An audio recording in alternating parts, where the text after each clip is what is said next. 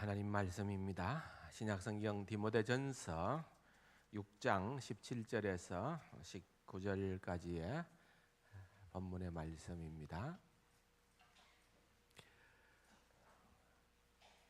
디모데전서 6장 17절에서 19절까지입니다. 다 함께 읽도록 하십시다. 내가 이 세대에서 부한 자들을 명하여 마음을 높이지 말고 정함이 없는 재물에 소망을 두지 말고 오직 우리에게 모든 것을 후히 주사 누리게 하시는 하나님께 두며 선을 행하고 선한 사업을 많이 하고 나누어 주기를 좋아하며 너그러운 자가 되게 하라. 이것이 장래에 자기를 위하여 좋은 틀을 쌓아 참된 생명을 취하는 것이니라. 아멘. 청지기론 오늘 6번째 시간입니다. 베푸는 삶을 사는 하나님의 청지기다. 베푸는 삶을 사는 하나님의 청지기가 선한 청지기라는 것입니다. 그 첫 번째 이유는 우리가 너무 받은 것이 많은 거예요. 사도 바울이 뭐라고 고백을 합니까? 나의 나된 것이 다 하나님의 은혜다. 여러분, 우리가 이렇게 호흡을 하고 살아가고 우리가 모든 삶을 영위하는 이 모든 것들이 전부 다 하나님의 은혜라는 거예요. 하나님의 은혜. 그런데 하나님께서 우리에게 너무 많은 것을 주셨다는 거죠. 우리에게 영원한 생명도 주시고 구원도 선물로 주시고 이 땅에 살아가면서 우리가 필요한 많은 것들도 주님께서 주시고 이스라엘 백성들에게 출애굽만 시킨 것이 구원의 목적이 아니고 가나안 땅으로 인도해서 젖과 꿀이 흐르는 가나안 땅에서 하나님의 은혜 가운데서 살아가는 것, 넉넉하게 살아가는 것 자체가 다 하나님의 놀라운 계획 가운데에 들어 있다는 것입니다. 시편 132편에 보면은 내가 하나님이 이 성에 시온 성에 식료품에 풍족히 복을 주고 떡으로 그 빈민을 만족하게 하시리로다. 하나님께서는 우리에게 필요한 것을 주시는데 넉넉하게 주시는 그러한 하나님이시다는 겁니다. 특별히 우리 자녀들 위해서 많이 기도하잖아요.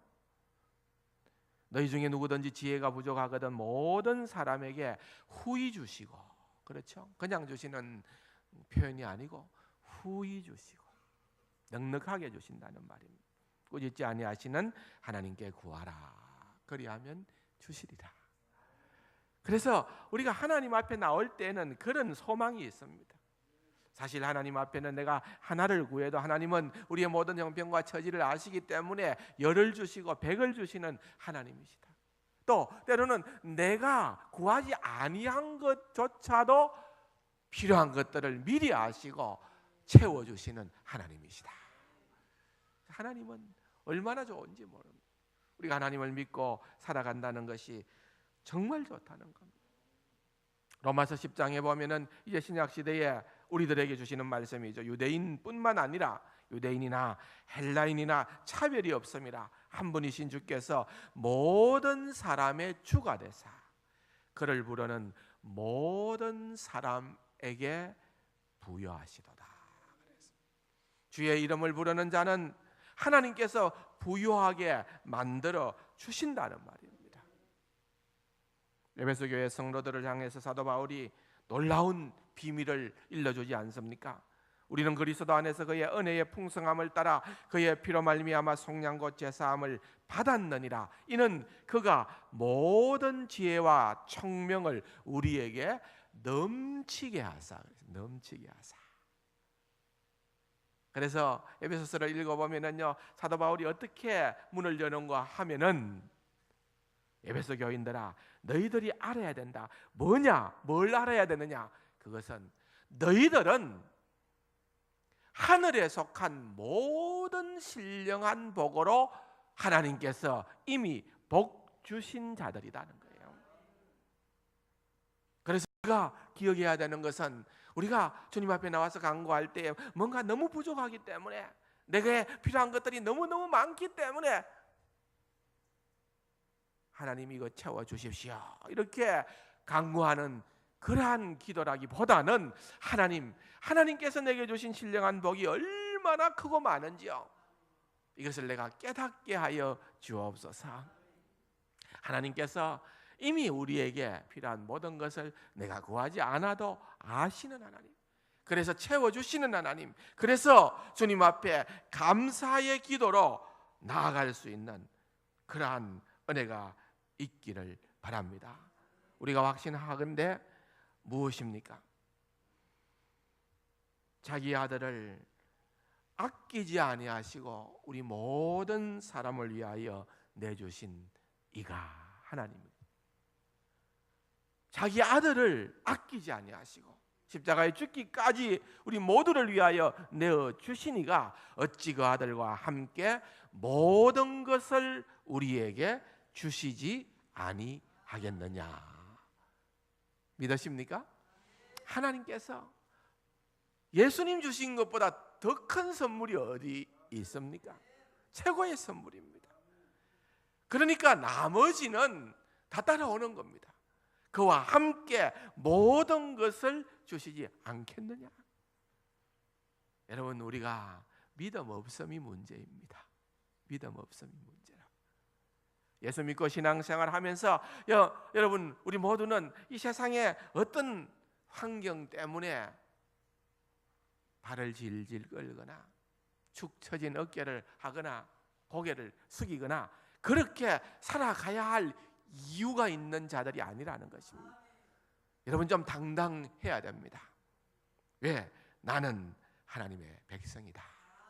내가 하나님의 백성이라는 이 한 가지 이유만으로도 우리는 세상을 당당하게 담대하게 살아갈 수 있는 그러한 특권을 가진 자들입니다. 그래서 우리 하나님은요, 풍성하게 주시는 하나님, 넉넉하게 주시는 하나님, 부하게 주시는 하나님. 그래서 그렇게 내게 베풀어 주시는 그 하나님의 사랑을 우리가 깨닫게 될 때에 나타나는 자연적인 반응이 뭡니까? 우리도 아버지를 따라하는 겁니다. 우리도 아버지를 닮아가는 것입니다. 그래서 나도 베푸는 자가 된다는 것입니다. 사랑하는 성도 여러분, 그리스도인의 삶은요, 움켜잡는 삶이 아닙니다. 하나님처럼 주님을 닮아가는 삶은 베푸는 삶이라는 것입니다.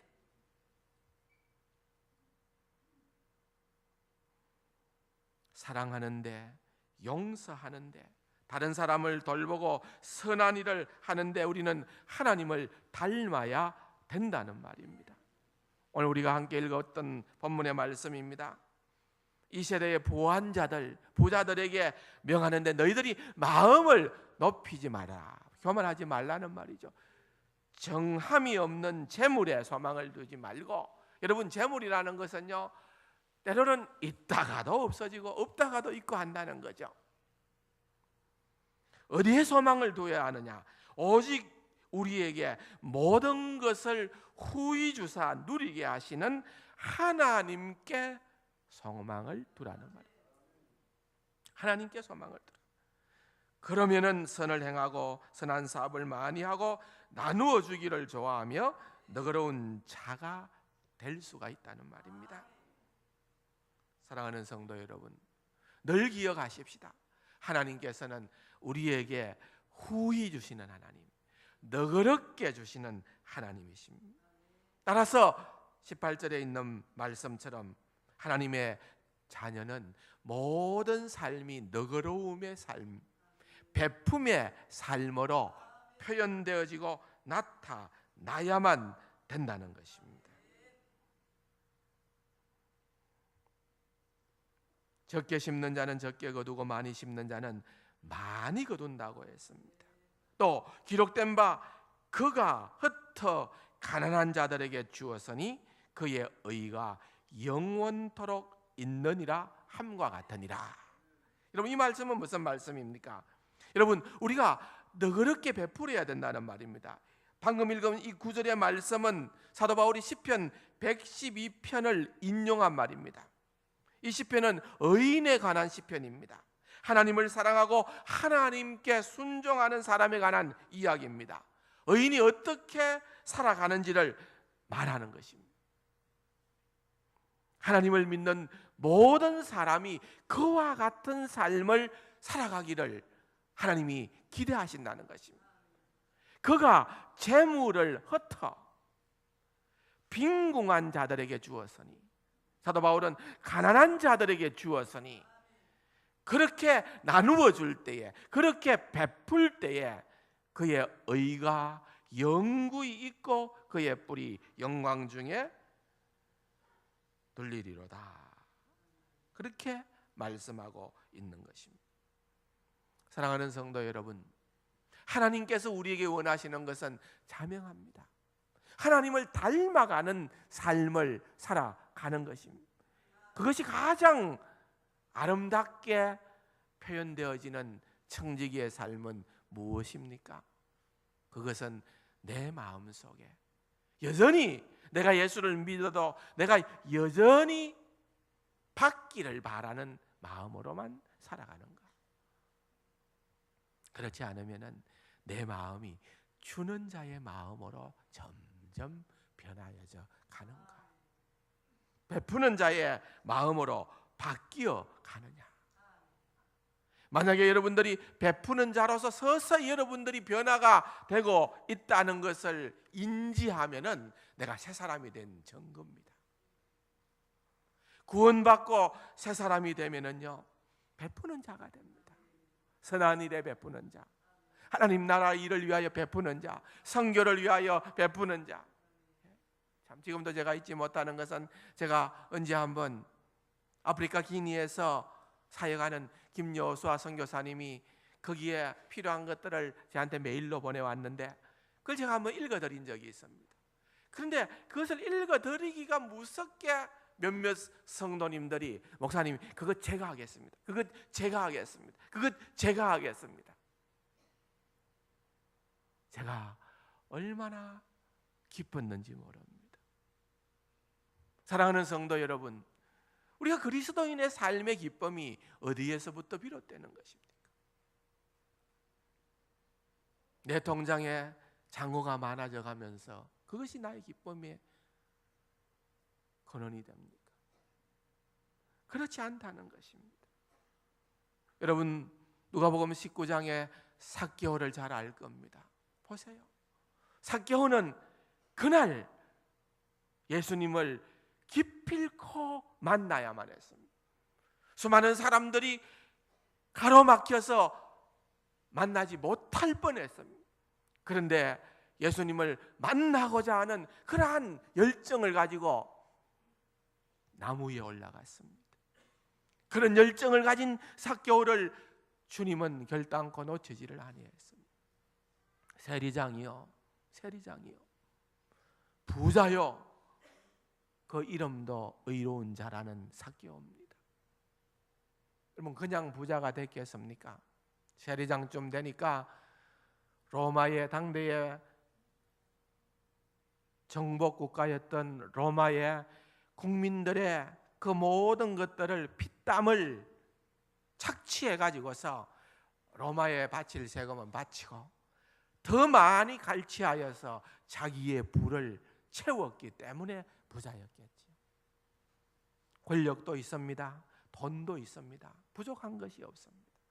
그런데 그가 그것으로만은 만족할 수가 없었습니다. 예수님이 누구신가 보고자 하는 그런 마음이 그에게 들어오기 시작한 것입니다. 마침내 주님이 그를 만나 주셨습니다. 그의 집에 들어갔습니다. 즐거워하면서 주님을 영접합니다. 결국은 8절에 보면은 삭개오가 뭐라고 얘기를 합니까? 삭개오가 서서 주께 여짜오되 주여 보시옵소서, 내 소유의 절반을, 내 소유의 절반을, 얼마나 부자입니까?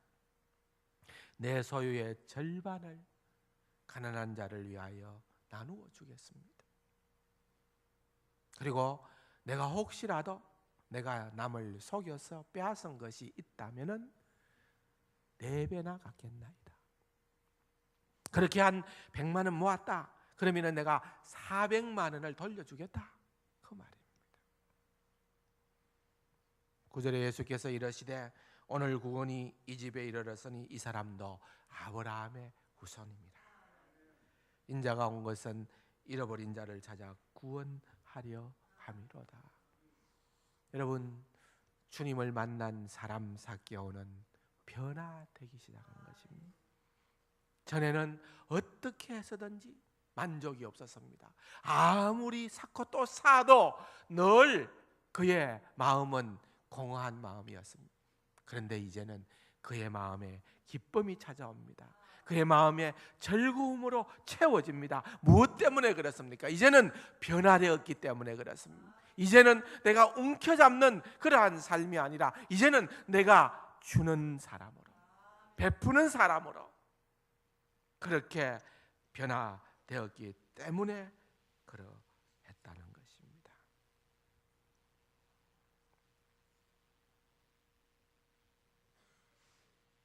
베푼다는 것은 사랑을 의미하는 말입니다.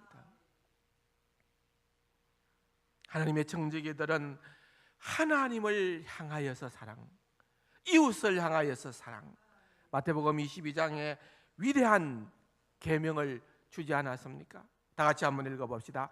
예수께서 이르시되 내 마음을 다하고 목숨을 다하고 뜻을 다하여 주 너희 하나님을 사랑하라 하셨으니 이것이 그거 첫째 되는 계명이요 둘째도 그와 같으니 내 이웃을 내 자신같이 사랑하라. 내 마음과 목숨과 뜻을 다하여 하나님을 사랑하고 또 그와 같이 이웃을 사랑하는 것, 그것이 계명의 결정체 아닙니까? 그렇다고 하면은 구원받은 하나님의 백성으로서 정말 하나님께서 원하시는 그러한 삶을 살아간다는 것은 사랑의 삶입니다. 사랑의 삶이라고 하는 것이 무엇입니까? 그것이야말로 베푸는 삶이라는 것입니다. 누가복음 7장에 보면은 예수께서 대답하여 이르시되 시몬아 내가 내게 이럴 말이 있다 하시니 그가 이르되 선생님 말씀하소서. 이르시되 빚 주는 사람에게 빚진 자가 둘이 있어 하나는 500데나리온을 졌고 하나는 50데나리온을 졌는데 갚을 것이 없으므로 둘 다 탕감하여 주었으니 둘 중에 누가 그를 더 사랑하겠느냐? 한 사람은 빚이 500데나리온, 한 사람은 50데나리온이라는 거예요. 시몬이 대답하여 이르시되 내 생각에는 많이 탕감함을 받은 자니이다. 이르시되 내 판단이 옳다 하시고 그 여자를 돌아보시며 시몬에게 이르시되 이 여자를 보느냐? 내가 내 집에 들어왔을 때 너는 내게 발 씻을 물도 주지 아니하였으되 이 여자는 눈물로 내 발을 적시고 그 머리털로 닦았으며 너는 내게 입 맞추지도 아니하였으되 그는 내가 들어올 때부터 내 발에 입 맞추기를 그치지 아니하였으며 너는 내 머리에 감람류도 붓지 아니하였으되 그는 향유를 내 발에 부었느니라. 이러므로 내가 내게 말하노니 그의 많은 죄가 사하여졌도다. 이는 그의 사랑함이 많음이니라. 여러분, 많이 용서함을 받은 자가 많이 사랑한다는 말입니다.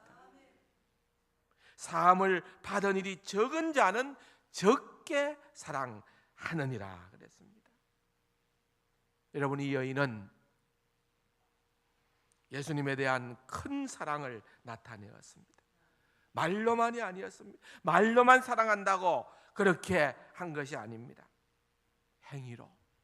어떻게 해요? 향유를 부음으로 말미암아, 그의 행동으로 말미암아, 그의 머리로 예수님의 발을 씻음으로 말미암아, 예수님의 발에 입맞춤으로 말미암아 그는 자신의 행동으로 예수님에 대한 사랑을 표현한 것입니다. 여러분, 우리 모두는 감당할 수 없는, 우리 스스로의 능력으로는 해결할 수 없는, 갚을 수 없는 그런 죄의 빚을 진 자들입니다. 이렇게 큰 빚을 진 자들인데 우리는 탕감받았다는 것입니다. 그러므로 우리가 내가 큰 탕감을 받았다는 것, 그 놀라운 용서와 사랑을 깨닫게 될 때에는 우리가 주님을 더 크게 사랑할 수밖에 없는 것입니다. 그렇게 사랑하면은 나타나는 자연스러운 행동은 결국은 동일한 베품의 행동이라는 것입니다. 주님께서 선한 사마리아인의 비유를 얘기합니다. 강도 만난 사람이 있습니다. 그가 지금 강도를 만나서 가진 것을 다 빼앗깁니다. 또한 얼마나 맞았는지 이제는 피를 흘리며 죽어가고 있습니다. 그 길을 누가 지나갑니까? 제사장이 지나갑니다. 또 누가 지나갑니까? 레위인이 지나갑니다. 당대에 존경받는 인물입니다. 종교 지도자들입니다. 그런데 그들은 지나가면서 그 강도 만난 자를 보았지만은 외면을 합니다. 반면에 당대의 사람들이 손가락질하는 그런 사마리아 사람이 그 길을 지나갑니다. 어떤 사마리아 사람은 여행 중에 거기 이르러 그를 보고 불쌍히 여겨 가까이 가서 기름과 포도주를 그 상체에 붓고 싸매고 자기 짐승에 태워 주막으로 데리고 갔어. 자기가 타고 가는 그 짐승에서 자기는 내려서 걷고 이 환자를 태워서 주막으로 가서 돌보아 주니라. 그 이튿날 그가 주막 주인에게 데나리온 2를 내어주며 이르되 이 사람을 돌보아 주라. 비용이 만약에 더 들면은 내가 갔다가 돌아오는 길에 갚으리라. 내 생각에는 이 세 사람 중에 제사장과 레위인과 사마리아 사람, 이 세 사람 중에 누가 강도 만난 사람의 이웃이냐? 자비를 베푼 자니이다. 자비를 베푼 자니이다. 타이틀이 아니라는 것입니다. 세상 사람들의 관점으로 귀하고 존귀한 자가 아니라는 말입니다. 자비를 베푼 자입니다. 그 사마리아인은 이웃에 대한 사랑을 그렇게 자비를 베품으로 말미암아서 말로만이 아니라 불쌍하군요, 안 됐군요, 어쩌다가 이런 일을 당했어요, 그렇게 있으면 죽을 텐데 속히 병원으로 가야지요, 말로만이 아니라는 거죠. 적시로 자기가 할 수 있는 모든 것을 다 동원하여서 자비를 베풀었다는 것입니다. 그러므로 사도 요한은 자녀들아 우리가 말과 혀로만 사랑하지 말고 행함과 진실함으로 하자. 말과 혀로만 하지 말고 행함과 진실함으로 하자. 하나님도요 우리를 사랑하는 것을 말로만 하지 않았습니다. 다 같이 한번 읽어봅시다. 하나님이 세상을 이처럼 사랑하사 독생자를 주셨으니 이는 그를 믿는 자마다 멸망하지 않고 영생을 얻게 하려 하십니다. 그냥 영생을 우리에게 선물로 주신 것이 아니라 독생자를 주셨으니, 독생자를 우리를 위하여 내어주셨다는 말입니다. 십자가에 죽기까지 내어주셨다는 것입니다. 그러므로 여러분, 우리 그리스도인들은 하나님을 닮아가는 그러한 선한 정직이가 되어야 되고, 그러기 위하여서는 주님처럼 우리도 베푸는 삶을 살아가야 된다는 것입니다. 여러분, 어떻게 베풀어야 합니까? 그것은요 기꺼이, 또한 즐겁게, 또한 누구도 모르게, 가능하면은 자랑하지 아니하고 그렇게 베풀어야 된다는 것입니다.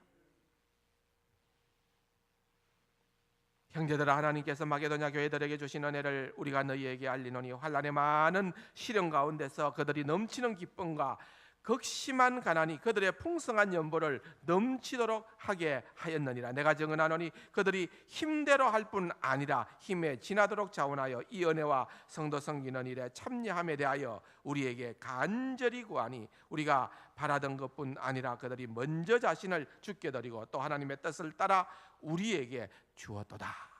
지금 사도 바울이 고린도 교회 성도들을 권면하면서 독려하면서 마게도냐 교회 성도들이 어떻게 예루살렘 교회 성도들을 향하여서 행했는가, 어떻게 사랑을 실천했는가, 그들 역시도 너무너무 어려운 형편에 처해 있는 그러한 가난한 자들이었지만, 그런데도 그들이 있는 힘을 당하여 그런 가운데서도 넘치는 기쁨과 또는 극심한 가난이 그들의 풍성한 연보를 넘치게 하게 하였다는 것입니다. 힘대로 할 뿐 아니라 힘에 지나도록 자원하여서 했다. 누구의 강요에 의해서 한 것이 아니라, 사도 바울의 강요에 의해서 행한 것이 아니라, 예루살렘 교회의 형편을 들을 때에 그들의 온 마음이 움직여서 온 성도들이 힘을 다하여서 그렇게 했다는 것입니다. 여러분, 이것입니다. 주의 일은 자원하여 해야 될 줄로 믿습니다. 기쁜 마음으로 기꺼이 즐거이 하시기를 바랍니다. 여러분, 수고했는데 억지로 한 사람은요, 보상이 없습니다. 보상이 없습니다. 여러분, 이왕 주의 일 할 때에는요, 감사함으로 하시기 바랍니다. 기쁜 마음으로 하시기 바랍니다. 그래야 됩니다. 보세요. 출애굽기에도 성막을 짓는 일에 하나님께서 뭐라고 말씀하십니까? 여호와께서 모세에게 말씀하여 이르시되 이스라엘 자손에게 명령하여 내게 예물을 가져오라 하고 기쁜 마음으로 내는 자가 내게 바치는 모든 것을 너희는 받을지니라. 뭐라고요? 기쁜 마음으로. 기쁜 마음. 여러분, 기쁜 마음이 중요하다는 것이죠. 다윗도 하나님의 성전을 짓는 것 같은 일에 백성들을 독려했는데, 백성들이 그냥 왕의 권위 앞에서 마지못해서 한 것이 아니라 백성들은 자원하여 드렸으므로 기뻐하였으니, 곧 그들이 성심으로 여호와께 자원하여 드렸으므로 다윗 왕도 심히 기뻐하니라. 자원하였다는 거예요. 자원하였다. 이것이 바로 성경의 원리인 것입니다. 우리가 주님의 일을 하거나 또는 예물을 드리거나 주님 앞에 바칠 때에는요, 억지로 하는 것이 아닙니다. 각각 그 마음에 정한 대로, 하나님 앞에서 각각 그 마음에 정한 대로 할 것이요, 인색함으로나 억지로 하지 말지니 다 같이요, 하나님은 즐겨내는 자를 어떻게 해요? 사랑하시니라. 하나님은 즐겨내는 자를 사랑하시느니라. 2부 예배 마치고요, 강고를 했습니다.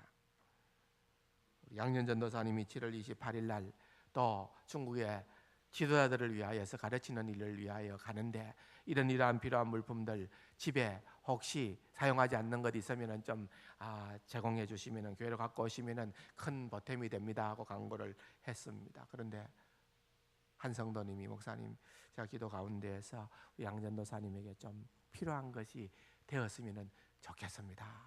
무명으로 좀 전달해 주시지요. 제게 봉투를 하나 주더라고요. 양년전도사님께 드립니다. 제가 확인은 안 했습니다만은 상당한 액수를 넣었어요. 상당한 액수. 누가 시켰습니까? 누가 억지로 하라 했습니까? 그렇지 않습니다. 자원하는 마음으로, 내가 기도하는 가운데에 기쁜 마음으로 이와 같은 일들이 하나님 받으실 만한 그러한 귀한 일이 되리라고 확신하였어요. 그렇게 한 줄로 믿습니다. 사랑하는 성도 여러분, 정말 이것이 우리에게 있어서는 너무 중요합니다. 무엇보다도 우리가 조심해야 되는 것은 선한 일을 한다고 나팔 불어서는 안 된다는 거예요. 사람에게 보이기 위해서 우리가 하는 것이 아니라는 것입니다. 우리는 우리의 중심을 보시는 하나님 앞에서 살아가는 자들이라는 거예요. 그래서 하나님 앞에서 일을 하는 그러한 자들, 이것이 바로 우리의 삶의 모습이어야 된다는 것입니다. 마지막으로 여러분, 참 중요한 원리가 있습니다. 하나님 나라에서는요, 베풀고 받는 원리가 있습니다. 어떻게 해요? 받아서 베푸는 원리가 아니고 어떻게 해요? 베풀고 받는 원리입니다. 여러분, 그렇기 때문에 이게 믿음의 방법입니다. 믿음의 공식입니다. 하나님께서 우리를 지켜보십니다. 자, 이거 줄 테니까 받아서 네가 해라. 그것도 있지만은 더 귀한 모습은, 여러분, 우리가 하나님께서 이미 우리에게 주신 것을 생각을 하면서 믿음으로 베풀면은 여러분, 하나님께서 우리에게 반드시 주실 줄로 믿습니다. 그게 하나님 방법이에요. 성경에 그렇게 기록되어 있습니다. 여러분, 다 같이 한번 읽어봅시다. 주라, 그리하면 너희에게 줄 것이니 곧 구이 되어 누르고 흔들어 넘치도록 하여 너희에게 안겨주리라. 너희가 헤아리는 그 헤아림으로 너희도 헤아림을 도로 받을 것이니라. 원리는 간단합니다. 적게 심으면 적게 거둡니다. 적게 뿌리면 적게 거둔다는 말이에요. 근데 많이 심으면, 많이 뿌리면 많이 거둔다는 말입니다. 너희가 헤아리는 그 헤아림으로 너희가 헤아림을 도로 받을 것이다. 너희가 그렇게 생각하고 헤아리느냐? 나도 너희가 생각하는 그만큼 헤아려 주겠다. 그 말씀인 것입니다. 고린도후서 9장에 보면은 적게 심는 자는 적게 거두고 많이 심는 자는 많이 거둔다는 말이로다. 각각 그 마음에 정한 대로 할 것이요 인색함으로나 억지로 하지 말지니 하나님은 즐겨 내는 자를 사랑하시느니라. 하나님이 능히 모든 은혜를 너희에게 넘치게 하시나니 이는 너희로 모든 일에 항상 모든 것이 넉넉하여 모든 착한 일을 넘치게 하려 하심이라. 기록된 바 그가 흩어 가난한 자들에게 주었으니 그의 의가 영원토록 있느니라 함과 같으니라. 다 같이 읽어볼까요? 심는 자에게 씨와 먹을 양식을 주시는 이가 너희 심을 것을 주사 풍성하게 하시고 너희 의의 열매를 더하게 하시리니. 농부의 원리를 말하고 있는 거죠. 농부의 원리. 여기 심는다는 표현이 나오죠. 여러분, 우리가 얼마나 심느냐는 거죠. 우리가 적게 심으면은 적게 거둘 수밖에 없습니다. 그런데 우리가 많이 심으면은 많이 거둔다는 것입니다. 다른 말로 말씀드리면은 우리가 많이 베풀면은 하나님께서 우리가 더 많은 것으로 받을 수 있도록 복내려 주신다는 말입니다. 이것이 바로 성도의 삶의 원리인 것입니다. 사랑하는 성도 여러분, 사실 우리가 내 것이라고 자신할 만한 것 무엇이 있습니까? 아무것도 없습니다.